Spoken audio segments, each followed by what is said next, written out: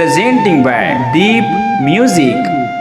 नमस्कार दोस्तों, नए नए छत्तीसगढ़ी गाने सुनने और देखने के लिए हमारे दीप म्यूजिक चैनल को अभी सब्सक्राइब करें और बेल आइकॉन के बटन को क्लिक करें।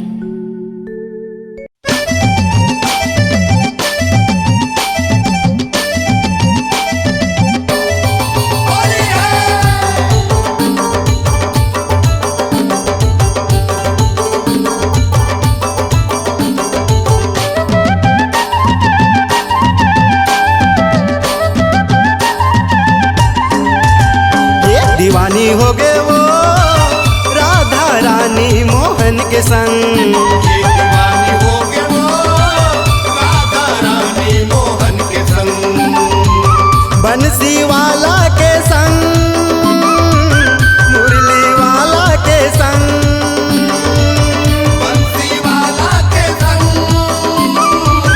मुरली वाला के संग। मनमोहनी हो गए वो रानी किशन के संग। मनमोहनी हो गए वो राधा रानी किशन के संग।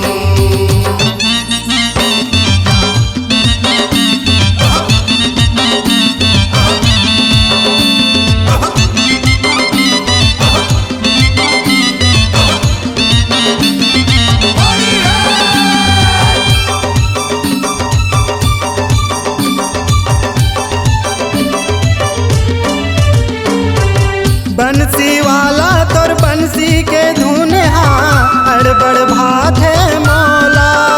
ये अड़बड़ भात है मौला मनमोहना मोर।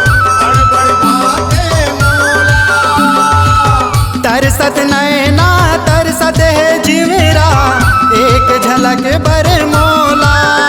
ये एक झलक पर मौला मनमोहना मोर। एक झलक पर मौला। पगली हो गए वो मनमोहनी हो गए वो राधा रानी किशन के संग। मनमोहनी हो गए वो राधा रानी किशन के संग।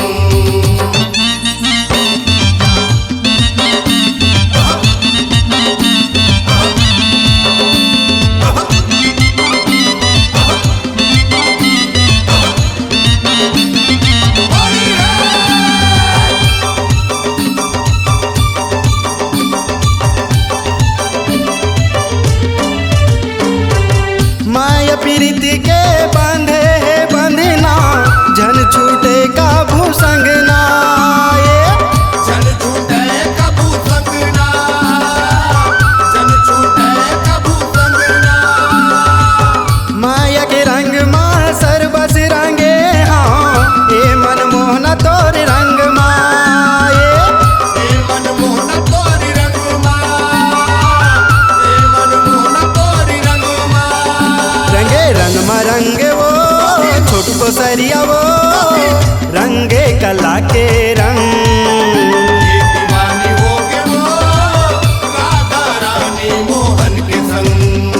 दीवानी हो गए वो राधा रानी मोहन के संग।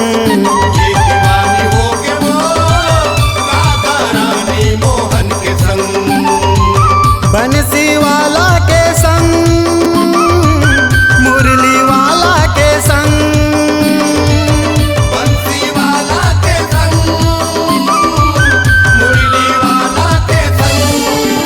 मनमोहनी हो गए वो राधा रानी मोहन के संग। दीवानी हो गए